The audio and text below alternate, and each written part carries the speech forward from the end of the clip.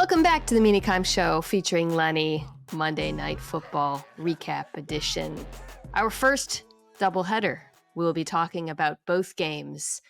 Domonique, it's a tough night for Geno Nation. Tough morning for Geno Nation. It's Tell the Truth Tuesday. We'll get to that game. We're going to start with the first game, which was much better, much closer. Exciting, went down to the wire. Two playoff teams from last year, the Bucs and the Texans. I had a lot of trouble picking this game. I feel like every single Texans game comes down to, are they going to be better at the line of scrimmage on defense than they're bad on offense? Kind of was the story of this in some ways. Let's start with the Bucs perspective, though. I think, what impressed you the most about this Bucs win? I mean, I think Baker finding ways, and I don't want to just lean on cliches like that, but some of the biggest plays. Moxie, scrappy. He just scraps it out. He really, I know that I'm joking because it's obviously stereotypes, but the way he runs really does invite a lot of those adjectives. He's like, he's got a little bit of that Kyler Murray. And the whole time Troy Aikman is pointing out that he's not a good athlete. He's driving home. It's he's really not that quick. He's not that fast. He's not a good athlete. But I think the point that I'm making is it is a cliche, and you're right. It is the way that it looks, but it's also not just the way that it looks. It's the plays that he's making, and so many of the plays are free runners. And he turns it into a scramble. Yeah. So that's the part where it's this isn't coaching. This is big moment. Somebody's being special, and I know we only think about those great quarterbacks as the guys who are able to do that. It's because they're able to do it consistently is the thing why we think of them. Baker's not always been able to do that consistently, but he's put up some great numbers. And I thought that stood out to me. Honestly, if I'm being completely honest with you, the thing that stood out to me the most was, you want to start with the Bucs, but it's the Texans defense is scary. Well, that's what jumped out to me. That plays into this, though, right? Because the Texans' offensive line continues to be a train wreck. We'll talk about the offense, but it's not like Baker was sitting back there behind the Bucs' offensive line at full strength. You had your center still playing left tackle. He had a good rep early on against Danielle Hunter. I think it was for the touchdown, right? And I thought, oh, wow, Graham Barton holding his own. Oh, buddy, after that, it got ugly. Again, it's not his fault. He should be playing left tackle. He's an amazing center. And Danielle Hunter and Will Anderson was just cooking. I mean, Will Anderson, I felt had I think 10 pressures. It felt like more in this game. Texans defense was awesome, but so the flip side of that is Baker Mayfield, it's not like he was playing in better circumstances. The one thing I think I would say he did have going for him that Stroud didn't was a run game. And that was another thing I wanted to highlight with the Bucs. Those two backs, man. Whew, Bucky Irving. I mean, they called game basically with those two players. They had so Bucky had a 59% success rate. Rachaad White had a 70% success rate. To put that in perspective, guys, anything over 45 is very good in the NFL for running backs. Duo runs, counter runs, both running with great vision, getting downhill. Again, behind a makeshift offensive line, you lose. And against that defense. Against that defense, holy smokes, this team can run the football. Yeah, I was super impressed with that. And it wasn't just running the football. I think the biggest play on that last drive outside of the Baker fourth down scrambles was Bucky catching the ball and somehow breaking 4 tackles. Oh, that was an insane play. He spins around Al-Shaair and then gets hit by 4 other guys and keeps running. Or maybe 3 other guys, then the 4th guy finally tackles him. It's just a ridiculous play. And it's a great, those are the situations where we talk about, sometimes the players, especially late in the games, the players have to lift the team and make the big plays. And we saw it happen for them time and time again in that game. I would say that whenever I hear Will Anderson's name, I think about how wrong I was. That's one. So many of my draft opinions that are bad, I just forget. But there's 2. There's 2 that I just was so passionate about that I could never forget, or 3, I guess. And one of them, I'm sure you can guess, is, other than Will Anderson, it's a cornerback. Yeah. I know you're talking about, yeah. But anyway, we can say Jeff Okudah's name. It's not we can't say it, but that's the one that always jumps out to me. But the Will Anderson one, he's so good. Well, but I mean, your criticism of that, which I shared, wasn't really about the player. It was Right. about the draft capital they gave up and how and you could argue if the Texans weren't surprising, it didn't also have CJ Stroud be good that Right. year, they wouldn't have finished with the record they did, would Mina. have given up a valuable draft pick. Mina. I don't know. I'm just saying, like, yeah, You're right. I'm right too. well, But to we're me, wrong what because it that means man's is a just monster. for that kind of trade to work out, you can't just draft a good player. You have to Right. draft a superstar. And Right. they did. I agree. Will Anderson Jr. is an absolute superstar. He is one of the best pass rushers in the entire NFL. But we're supposed to be talking about the Bucks, I think is where you want to start. No, I Sorry mean about it's that. I a got off. freaking testament to how good the Bucks were. Yeah, it was 20 points, but like 20 points against this team means something. Running the football against this team at the end of the game means something. Baker Mayfield making plays outside of structure behind a makeshift offensive line against this front means something. This Bucks offense, we had questions after losing Liam Cohen, Josh Grizzard. Sorry, he's Grizzard from Lizard Lick. I remember they said that on the broadcast. And I almost lost it. I thought called a good game. Like he found answers for him. I mean, Baker was getting the ball out quick. And I think that, by the way, is another interesting point of contrast. Like it didn't, it felt like, okay, so both sides were getting their asses kicked up front, right? We can agree with that. Yeah. It felt like Baker, some of it was him making plays on his own, but the ball was coming out quick and he had answers. And it felt like CJ Stroud didn't. Is that am I making too many excuses for Stroud? We can go to the other side now because it felt like everything for him was so hard in this Yeah. game. And Baker was hard too, but Uh-huh. it was a much more efficient quarterbacking performance. Yeah. I mean, and Baker had obviously Abuka was the matchup. If he's looking for a receiver matchup that he liked, it wasn't the Mike Evans versus Stingley matchup. That didn't That was work out great. for him. Yeah, it didn't work out for him too many times, and I Yeah. loved watching it because DBs get short shrift. But I thought that was a great Heavyweight. matchup. But it's I think this goes back to like it kind of all the takes are right and you just have to use them at the right time because I think a remedial take is often just like look at the big names and the playmakers and people like you and me are like well actually what happened is the offensive line in this game it felt like for the Bucks it was kind of the opposite where the offensive line was good in some places but like it was really about these playmakers like Abuka he didn't make that one catch but he made good plays and we already talked about the running backs that they created some. I mean, there was some stuff that was there for them because it was well blocked, but they created so much more. And Baker did too. So, like, Yes. if you have like a serviceable offensive line, which I think they were, then you get to where the Yeah. playmakers can change like the ceiling of your team. And that was what I walked away with from this game. So I mentioned the success rates for the two Bucks back. Nick Chubb had more run stuffs than successful runs. And it didn't feel like it was his fault. Obviously, I mean, honestly, he looked pretty damn good. He had one Yeah. big run, and on that run, he looked pretty damn good. It's just it feels exactly the same as it did last year. Watching this Houston Texans offense, 13 different Bucks got pressure in this game. 20 pressures total, 8 of which were quick. CJ Stroud did not make many plays under pressure. He went 3 for 8 for 25 yards.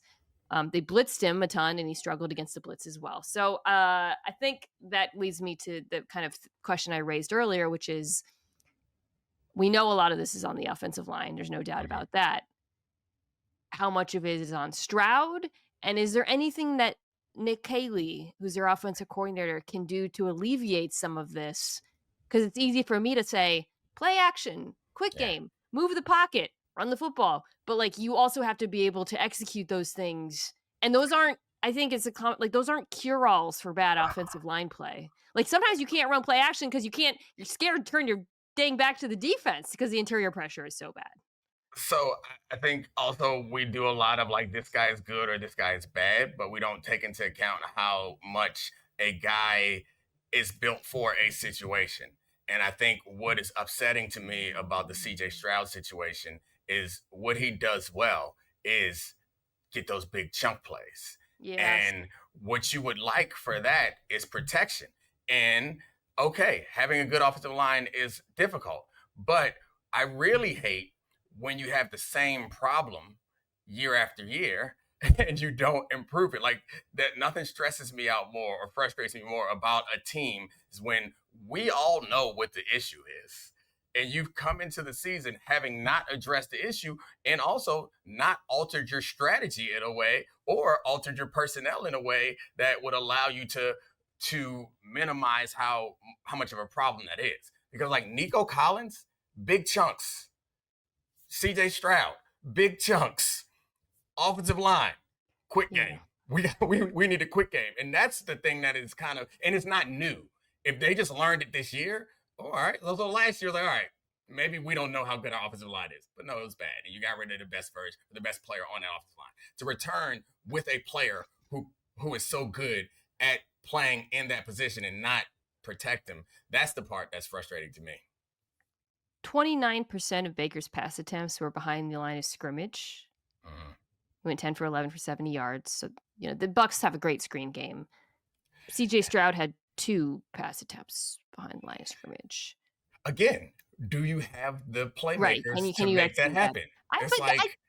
Yeah, I thought so. I mean, they drafted 2 receivers early. Yeah. Jalen Noel looked dynamic on that return. I think no Christian Kirk has been a little bit of a issue for them because I think they were counting on him to be the quick outlet option for Stroud. But yeah, obviously they're not the Bucs. I'm just saying. Yeah, I feel like a jerk saying that enormous return was not explosive. But like I didn't walk away from that thinking. No, I'm not. Like that's a guy we got to get some quick screens to. He looked fast. Well, I mean, Nolan looked really fast in college. I don't know. I'm just saying, like but they still don't call him either way. Whether they have the person or not, they're calling him either way. Yeah, I mean the ball. It's a lot of hitches and. They're trying to make it work with Stroud. He also his ball placement on outs. I don't know. Some of it is not on him. It just, I don't know. It's not fun to talk about because it just feels so redundant from last year. But also, credit to the Bucs defense, to kind of put a pin on this, because the Bucs pass rush, like I said, a zillion different guys got pressure. Some of that is on Houston. Some of that is on the pass rush. Looks more dynamic this year. I mean, you had, old Levante David coming through and he still looks good. These are 2 of the teams that we liked for our top 10 defensive conversation. Yeah. Well, you didn't like the Bucs as much as I did, but you liked them a lot. Yeah. Everyone likes the Texans, and man, did they look good last night. I mean, before we get off of this one, I feel like one of the things that we haven't, there are 2 things that I think I expected to be a bigger conversation today that wasn't. And one of them is Baker Mayfield throwing the ball up on that 2-point conversion at the end. Like, no one pointed out the fact that he could have lost the game right there. And also, that was bad. And also Todd Bowles' timeout. I mean, this is when you win, nobody cares about any of this. Right. It's a 2-point swing. Like, if he throws a pick 6 in that situation, you go from taking the lead with 3 seconds left to down 1 with 3 seconds left. They kind of got him for it on the broadcast a little bit. Oh, did they? Okay. But not enough, I think. Yeah. To your point, that was... that should have been a big story, but I guess had it happened, it would have been a big story. But we should have pointed out that was just flat stupid. We're a very results-oriented public. They won the game, so nothing matters. The other thing, before we move on, sorry to jam. No, you're right to point that one out. As good as the Texans defense was, so many penalties and missed tackles. And missed tackles. They killed me. They're giving away when they had them backed up. They just kept giving away big situations and advantages. I wanted to defend most of the penalties, but most of the time when they replayed it, I was like, "Ooh, yeah, that was holding." Yeah, because I just love you weren't trying to rip his helmet off in the end zone. Yeah, I love the way they play, but a lot of the penalties were legit, and you're right. That was a lot of those drives got extended because of untimely penalties. Anyways, the Texans remained same thing week 1, same thing last year. I don't know how this gets fixed. On offense. And then the Bucs, I think Cansey got hurt. It's a little bit concerning, but I think when they get Wirfs back, the fact that they're able to hold serve without Tristan Wirfs is really impressive and really important that they're winning these games, because when they get him back, think how good this run game has looked already. And then they're going to get Godwin at some point, hopefully, obviously injured players, but McMillan. They're doing this with injured players. I think that matters. I think the improvement we're seeing, I mean, good Lord, Anton Winfield Jr., by the way. Such a good okay. Chargers, Raiders. Okay, I'll start with the Geno side, the offensive side of this, because it was an absolute beatdown by the Chargers defense. Geno played really poorly in this game. I kind of think I've seen a lot of focus on the interceptions. To me, the struggles were much more about some of the missed. He missed like 2 or 3 passes downfield. He always hits. The interceptions, I said the first one was quite bad, and they were all over it. There was a tip ball and an arm punt. I can't get too mad about that. And at the end, there's just kind of desperation. The misses were bad. So he was bad in this game. That said, holy crap, I'm taking a way bigger L on the Chargers defense, which I left out of my top 10. I pointed to as a regression candidate. I said, there's no way Jesse Minter can do this again. We now have a 2-game sample size. Okay, let me read you some stats, because I think these are sometimes stats really do paint a good picture of the way they play. Through 2 games, they have forced the lowest average depth of target in football by a significant margin, 3.2 air yards per attempt. And you can say, yeah, they played the Chiefs week 1. The Raiders were bombing the Pats. So that was pretty notable to me. In this game, Geno Smith threw into tight windows 28% of the time. That's the most of any game of any quarterback this season. The Chargers had 12 passes defensed in this game. Absolutely bonkers performance by the secondary. It felt like they ran half of the Raiders' routes for them, Domonique. They just choked them out. I don't know how else to, it was just stifling. It's smart of you to bring up the coaching. I think the players obviously lean a lot towards players when doing this analysis, because they're out there doing it. But I think a combination of coach preparation and player execution is important to point out here, because one thing that I know when I'm watching tape is nobody covers that well. It's hard. 15 passes defense, not 12. 15. I misspoke. Right. So I say that to say that they are anticipating and prepared in a way that I think is indicative of the coaching that they're receiving. And when you know the tendencies of the team, and you anticipate that they might change the formation, but they still, in key moments, they're going to go to what they like. They're going to hit the concepts that mean something to them, the concepts that they believe in. And Jesse Minter's, generally, they want to be able to keep things in front of them as a philosophy. Yeah. I think eliminating those big plays and anticipating, just being smart. They play really smart. And Derwin James is obviously a very good example of a super smart player that makes everything a little bit easier, because you're anticipating it and you're making things happen. So I think that's what I saw was like, man, these guys, they know what to expect.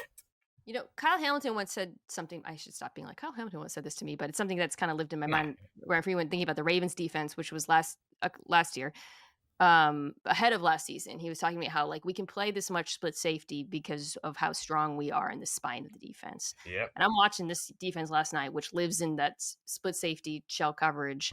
And I'm thinking, you got 2 damn demons out there in James and Diane Henley, who is, I think, already one of the best linebackers in the NFL. And because those 2 players are elite, they have other good players. These young cornerbacks, I thought, played out of their minds. They're really talented. Maybe we'll be talking about some of them at the end of the year in the same way.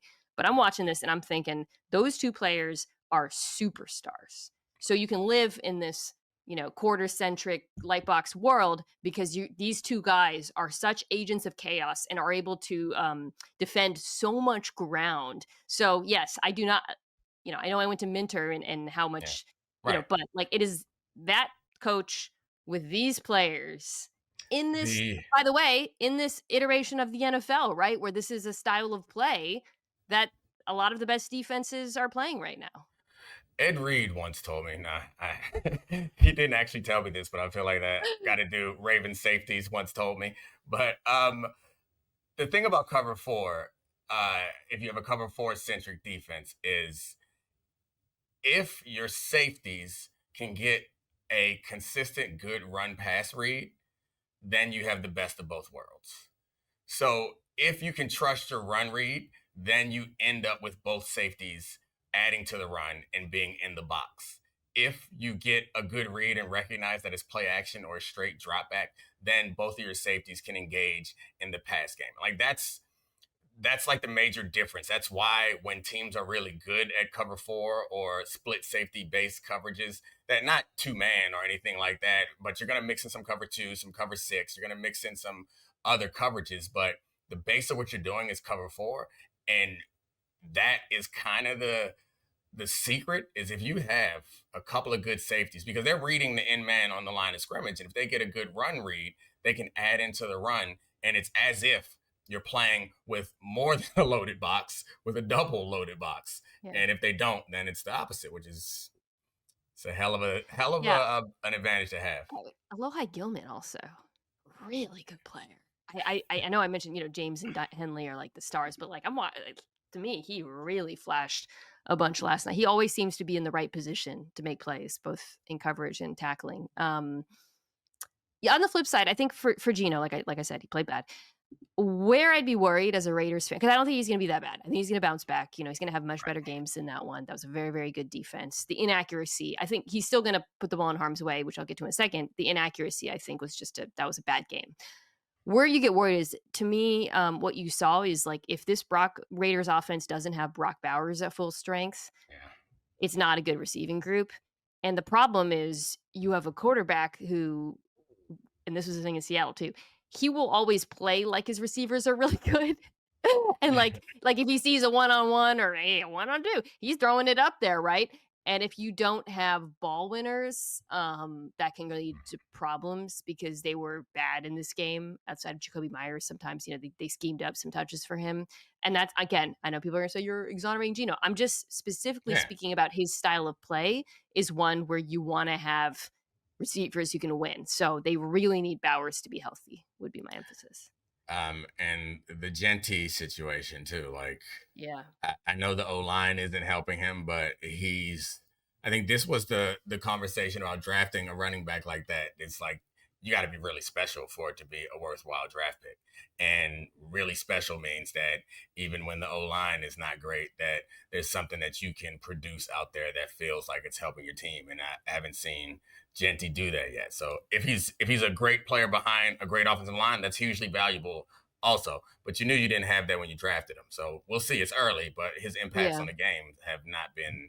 In watching him, it's not like I'm like, oh yeah, this is gonna pan out really soon. Right. It's not like when we were watching Bijan when he first got drafted. Well, Bijan walked into a good situation. I mean, it's a good blocking offensive line in Atlanta when he was drafted. I'm saying, so I mean, I felt that way watching both these teams and their first round draft picks. Like, ooh, Mina, every year, like, just please stick to your guns on this because I didn't, both of these picks don't look great. It's not an indictment of the player. It's just the reality of the position in the draft. Okay, I didn't talk about Justin Herbert. It was kind of a weird game for him. First half, he was lighting it up, made a crazy play out of structure, scrambling all over the place. Then the Chargers offense was pretty muted in the second half, I gotta say. So, I don't know. The first game, it felt like, wow, this Chargers offense, play action passing attack, they're killing them. I think it was a little bit of a step back game for me watching this offense. Ultimately, it didn't matter. They did enough. And people say, well, Herbert protected the ball. Herbert threw it at a linebacker, man. Linebacker just didn't come down with it. Again, results. Not the best game from, I'm obviously very high on him. I think he'll be fine. McConkey's a star. You had Johnston winning on a ball downfield, which was really nice to see. But they didn't look good running the football either. Offensive line, still some concerns. This, to me, the story of this game was the Chargers defense, not the Chargers offense. I agree. But I mean, I'm looking forward to the Chargers and some more like competitive, I guess is the wrong word, I guess. But you know what I mean? Like, I want to see them really challenged because it didn't seem like the Chiefs were at a strength level to really challenge them. But I mean, they're still the Chiefs. We have to respect them for being the Chiefs and having the talent that they do on defense in particular. But obviously, I don't think anyone believes the Raiders are world beaters. But I think the Chargers, we need one of those measuring stick games so that we can kind of validate the things that we're seeing so far. I think with this Chargers defense, you and I talked about structurally what they do. You got to be able to run the football to run them out of these looks. And Mhm. so far, they've faced two teams that are not good at running the ball. As I pull up the schedule, I'm looking to see, or you got to have like a big ball winner downfield. I Yeah. think. So you got Denver, New York, Washington, Miami. They're not really the Colts, who we'll get to in a second. Yeah. That's a very good running team, so maybe that'll be a good challenge. All right, let's take a quick break actually and come back and talk about the Colts. I'm excited to talk about this. They're my winner for the week. All right, we're back. Through 2 weeks, Colts offense ranks second in yards per play, second in success rate, fifth in EPA per play. Week 1, they faced the melting down Dolphins defense.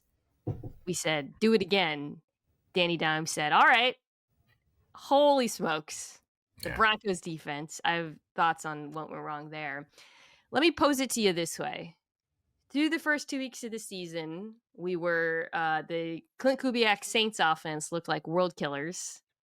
That fell apart. Yeah.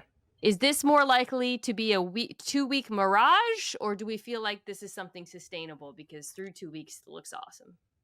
I mean, I think it's sustainable. I don't know where the mirage would be, where the issue would be. Like, it's not with the O-line. It's not with the weapons or the running back. The quarterback is not great, but he's shown the ability to be, like, effective in other situations other than this one. I think maybe in tight situations when you need him to make like the special play, maybe he won't be able to make that as routinely as some of the great quarterbacks can do it. Yeah. But I mean, I don't think that this is going to be a complete mirage. And I don't know, Tyler Warren, man, What a good player. good player. It's a good player. Um, He moves like a receiver. well, watching them against Denver, first of all, Jonathan Taylor. Yeah. It's funny because like last year he put up ridiculous numbers and everyone just kind of ignored it because the Colts, and what a reminder of how special he is this early part of the season has been. But like watching them against Denver, so Denver is a defense that plays a ton of man coverage, which is fine unless they have a glaring weakness you can attack. And right now it's linebacker. Dre Greenlaw's not playing. The Colts and Shane Steichen circled those linebackers with a red pen. Alex Singleton put the microscope on him. And Warren, they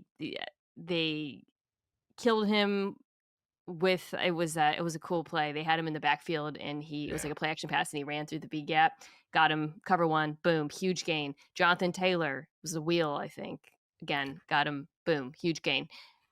So it does feel sustainable. They have really cool skill players who can be weaponized in a bunch of different ways. But you also need a quarterback who can put the ball on them. I think my biggest question for Daniel Jones moving forward is not whether he can do that in the 0 to 15-yard range, because I think that's consistent. But he's been also thus far in the season pushing the ball downfield, and he has also played really well under pressure. Those are the things I think moving forward. If anything, it feels like, ooh, let's see how this plays out. It would be that for me, how good he's been under pressure. Because historically, and he's got a long career at this point, he has made pretty crucial mistakes against pressure and the blitz or not felt it. But early on, that hasn't been the case. I also just to revisit the decision to go with him. Look, I think it's way too early to like make my take on that. I don't think, did you and I talk about it? I know I talked about it with Ben, and we were a little bit not of a we had a little bit of a difference of opinion about it. I was critical of the decision not because I believed in Richardson at this point. I think I was pretty clear. I thought like they were justified in not starting him. But I felt like with Daniel Jones, you had a clear ceiling on this offense, and like, what was the point? I think first of all, the ceiling thing appears to be wrong. We'll see. But I also think I underestimated, okay, but these skill players are so good, and this is a really good play caller. What if we just had a functioning quarterback back there? Do I think this team is going to win the Super Bowl? I do not. But with So Daniel Jones, I do not. But there's a lot of value in functioning, in competence. And I think we're seeing right. that.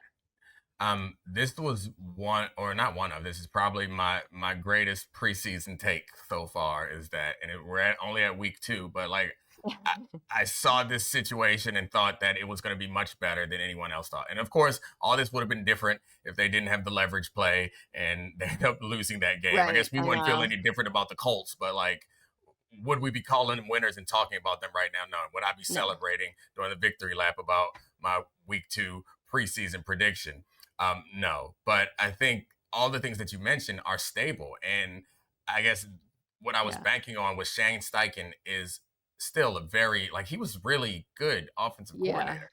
Yeah. And there's a limitation put on your offense when your quarterback does not consistently hit the easy ones. And that was the thing where I was like, which is a long time coming for me to advocate for Daniel Jones over Anthony Richardson. But like, I liked Daniel Jones as the choice before they chose him because of that fact. And looking around at the talent that they had is like, let's just get him the ball. And so I think your your logic and anyone else's logic about potentially going with Anthony Richardson is good, obvious, long term, want to win a Super Bowl logic is like, yeah, this guy, if we can get him right, we get there. Yeah. That's just not how I think. And I guess I'm like, if I'm on this team and I'm watching this dude like consistently Well, or inconsistently yeah. hit easy targets, I want the guy that's gonna give me a chance. This is such a great, like, evergreen discussion about Yeah. NFL and roster construction and, like, what are we playing for and competing in the long term versus the short term and quarterback strategy. It's way too long for this, like, but yeah, like, You were what we thinking are like an seeing. owner, and I Yeah, was thinking what like a well, player. or, like Yeah, a GM with, like, a right. infinite job security, right? Which does not Which exist. does not exist. Well, but Howie Roseman Yeah, can do things like trade right, Carson right, Wentz. I'm just saying, like, right. Yeah, this was a hot seat situation, and my criticism was like I felt like the hot right. seat Yeah, was motivating them too much. And look, it might be that might be the case. Daniel Jones could turn into a pumpkin, and we could look at this discussion, and maybe it ages poorly. But I do think you're certainly saying for Shane Steichen why they went this way, and because for through 2 weeks, yeah, I mean, it's been a reminder of how good he is and how yeah, much he was being held back. Passes 0 to 10. I think I mentioned last year, Anthony Richardson was like the only quarterback in football with a sub 60% completion percentage. Through 2 weeks, Daniel Jones is completing 77% of those passes. Um, that's kind of the ball game right there. So, anyways, this is too long of a discussion, and also yeah. like All right, I'll be quiet. I have so much more let's to put a say pin about in this, it. but I yeah, know there's so much there, but let's put a pin in it because I think it is one that is going to be worth revisiting as the year goes along. I haven't even talked about Lou Anrumo's defense, which I'm enjoying too. Although yes, the Dolphins got him a few times. Your winner, Atlanta Falcons, yeah. victorious on Monday Night Football. So obviously, watching Bijan do anything is incredible and exciting. Um, Watching Kyle Pitts like have some version of a resurgence where he looks explosive and actually gets targeted on plays is impressive. However, it's the defense, man. Right? Yeah. It's the defense the first couple weeks and like all the rookies that they have that are playing incredibly well. Pearson Walker, like their impact on the game is noticeable. And yeah, I mean, I think I did not anticipate this defense being as good as it has been in the first 2 weeks. So that's really what jumps out to me, the impact that they've had on this team and specifically this, well, I guess both of the games, it felt like because you're not supposed to win a game when your quarterback plays the way that Michael Penix played and their red zone efficiency was, I mean, functionally all field goals that gave them a touchdown at the end. It's just like a Yeah. hard way to win. The defense got it done. The offense still, I just have some issues with, but and I think that continued to show up, and I'm just there's just some things about it that are bothering me right now. But yeah, the defense is the story because defense is where they invested. The defense has been what has dragged this team down for years. And through 2 games, they've looked pretty damn good. Obviously, most notably getting after the quarterback. Yes, some of that had to do with JJ McCarthy holding on to the football too long and some issues on the Vikings offensive line. But I thought they also looked pretty damn good week Yeah. one, and it's been Against different the Bucs. players Yeah. too. I think that's what's kind of cool is like my biggest question with the Falcons defense has kind of just been who's going to emerge, who's going to step up. They've put so much draft capital into not just edge this year, but prior defensive line. I still don't know the answer to that question. Like, I think I don't think there's been like it's not been like, wow, James Pierce Jr. is that dude Yeah. or Brandon Dorless. Right now, it feels like a team effort, and they're finding ways to get different guys one-on-ones, and different guys are winning up front, which is um, great, right? Because you have invested so much up front. But yeah, at minimum, like what we've always said about this team is like you don't have to be the purple people eaters out there. We Right. just want you to make quarterbacks slightly uncomfortable. And it looks like through 2 weeks they have the capability to do that. Yeah. I mean, and I guess this doesn't speak to the pass rush necessarily, but Divine Diablo's been like awesome Yeah. addition to this unit. So yeah, Yeah. I think you're right. Show some caution for how long this is going to last and how dominant they're going to be. But that's why they're week 2 winners, because the first 2 weeks I think they've been great on defense. All right, losers. I went with the Woofs, the Bengals. Now, this could be so a lot of quarterbacks are going down, right? So JJ McCarthy is out in this week and maybe beyond with an ankle.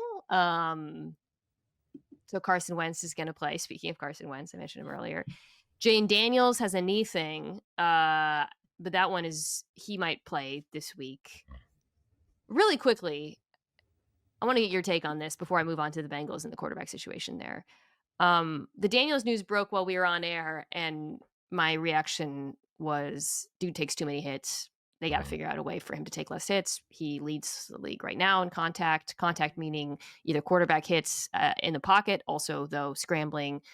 And last year he had 206 incidents of contact, which was more than 20 more than both Hurts and Jackson, who were second and third.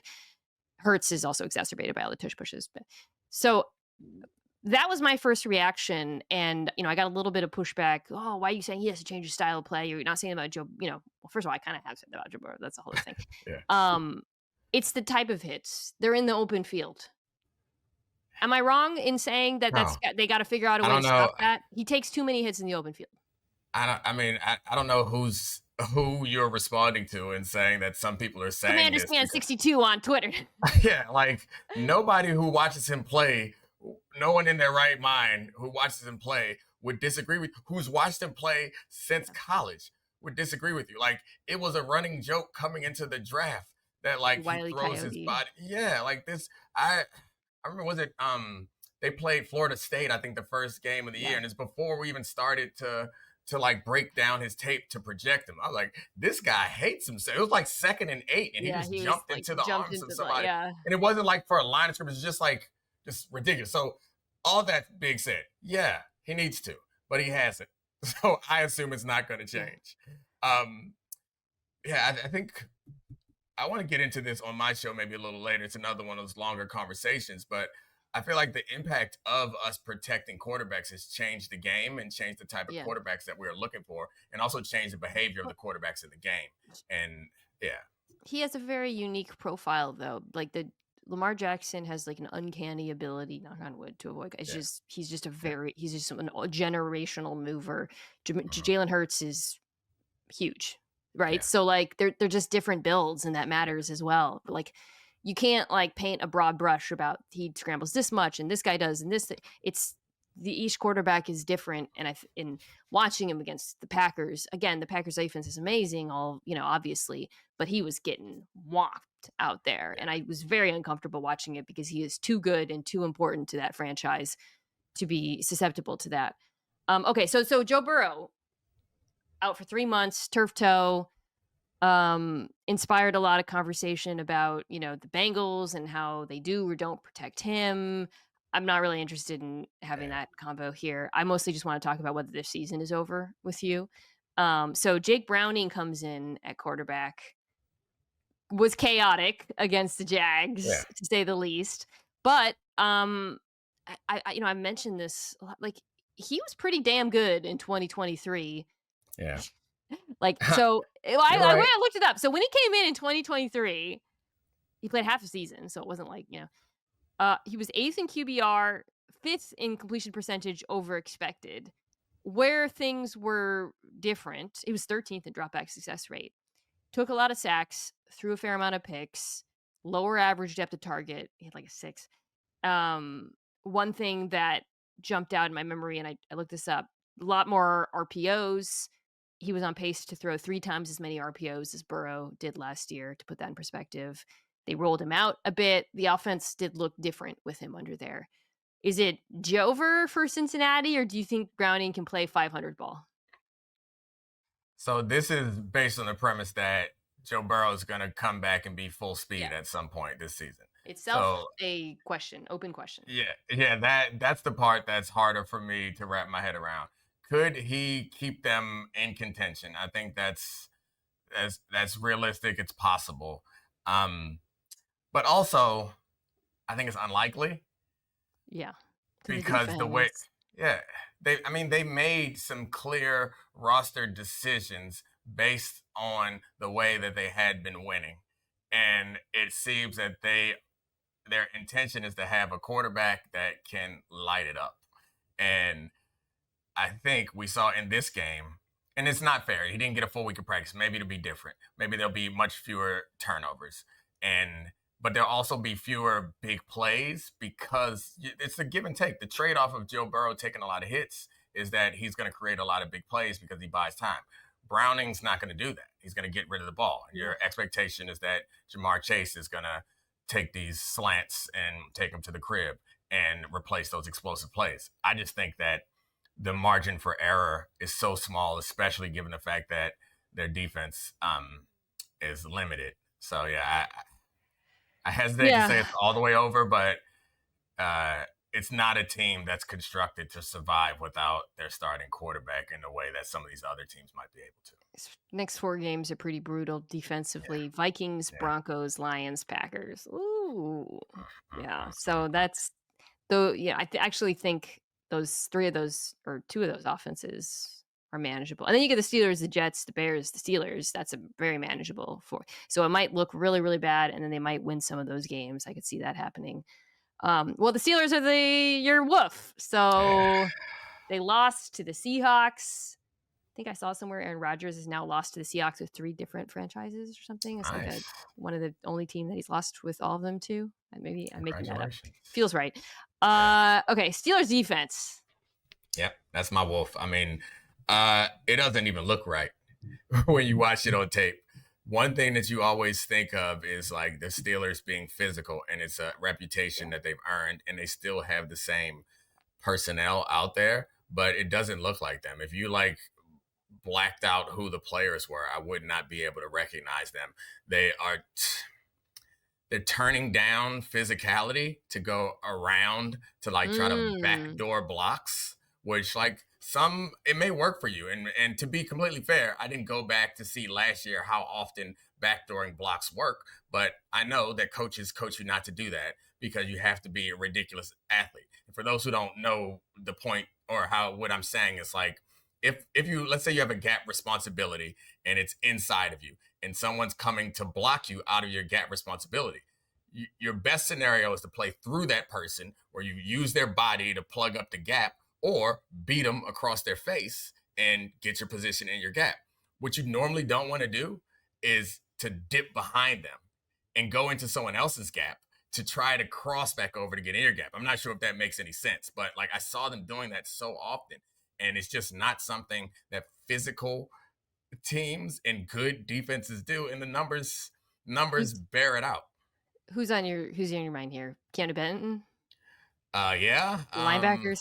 yeah, linebackers. I mean, Patrick Queen did. I mean, TJ Watt did it a couple times, but I guess he's kind of one of the guys who may be explosive enough to actually get that done, or maybe he was at one point, but he did it a couple times where I was like, you got to beat him cross face, man. You got to beat him cross face because they're doing a zone away and you go around and you're Yeah. in the outside gap, then you've opened up a hole there. If you're not fast enough to close that gap, you got to cross the man's face.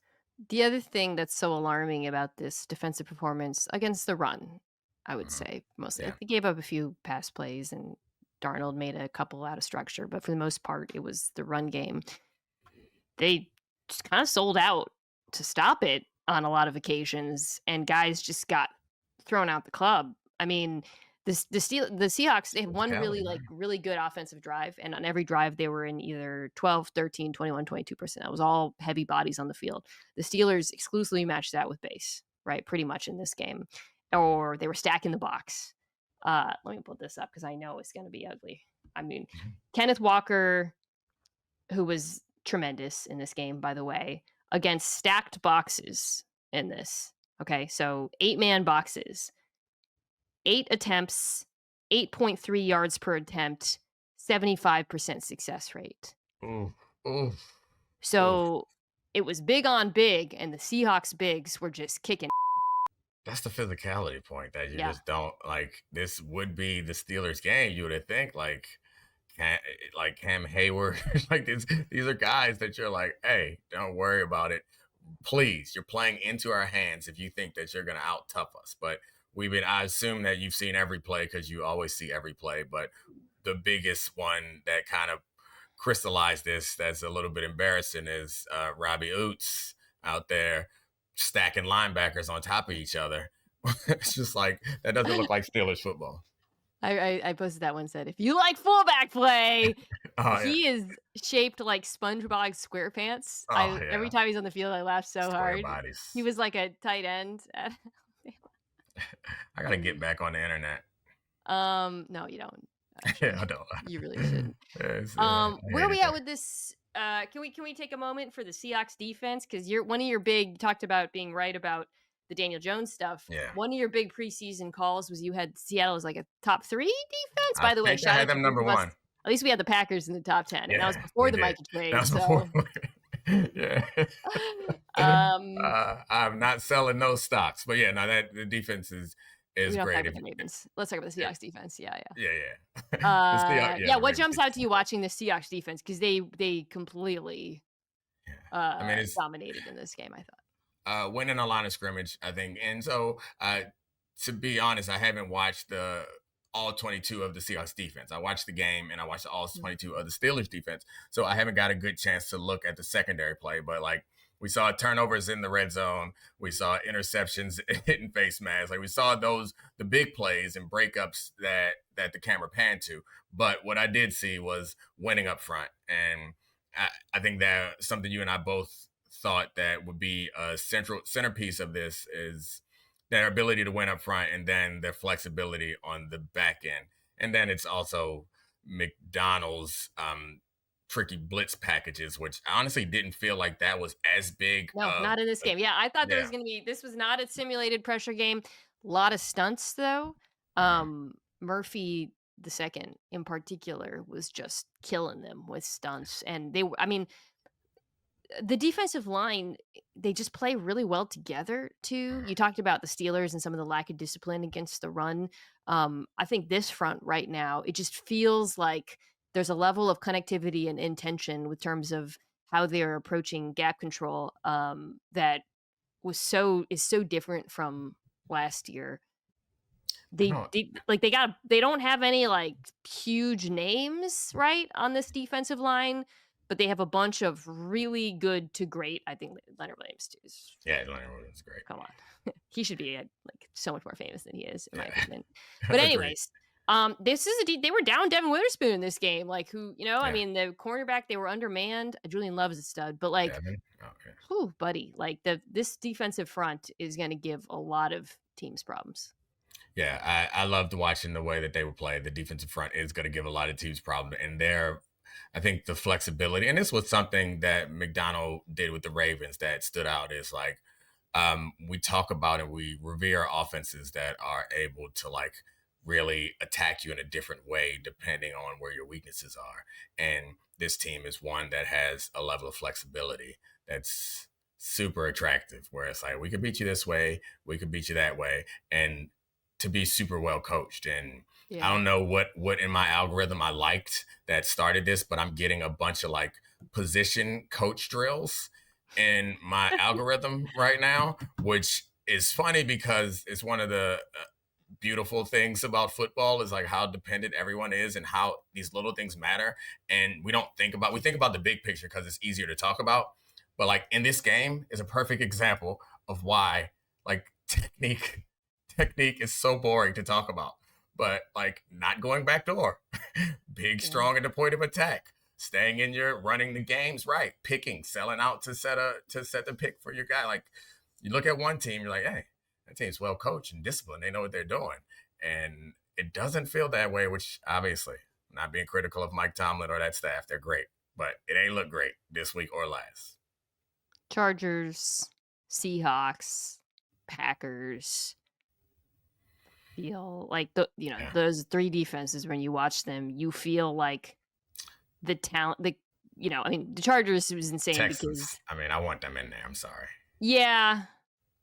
The Texans just have goblins, though. They just have goblins. Well, the Parsons, the Packers added the ultimate goblin, and that took a defense that was already really well. Like the Packers defense last year was greater than the sum of their parts, and then they dropped, a Bugatti on the field. And, like, it's freaking nuts. It's not fair. Freaking nuts, dude.